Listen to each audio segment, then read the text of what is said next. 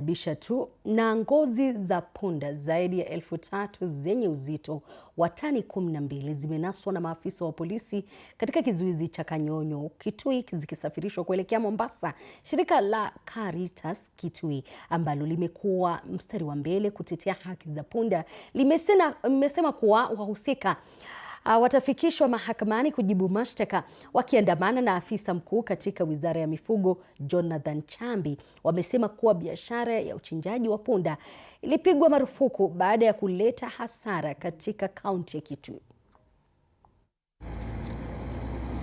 Leo asubuhi tumepata habari ya kwamba kuna ngozi ya punda ambayo imeshikwa na hawa maaskari wa Mount Hanjezi hapa Kanyonyo, na hizo ngozi zilikuwa ni 3,721 na sisi tunafikiria zinapelekwa China.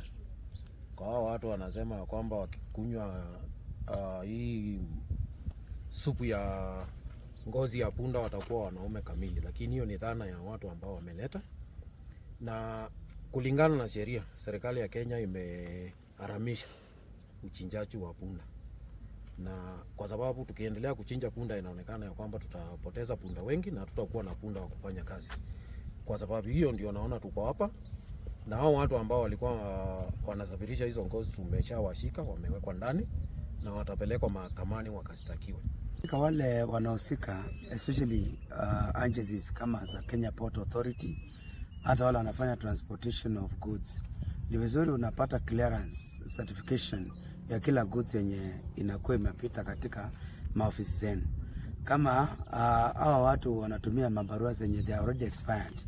Hizi si ngozi tu, inamaanisha kuna punda 3,721 walichinjwa, na hatuna ile inaitwa kichinjio iliyokubaliwa kuchinja punda.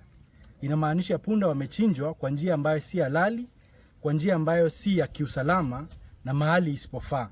Kwa hivyo tuko hapa kama Caritas kwa hii project ya Mtunze Punda kutetea haki ya punda. Tumekuwa tukielezea wenye punda jinsi ya kutunza punda, lakini tuko na shida kubwa ambayo punda wanachinjwa bila idhini ya wenyewe na wanasafirishwa kupelekwa China. Namna serikali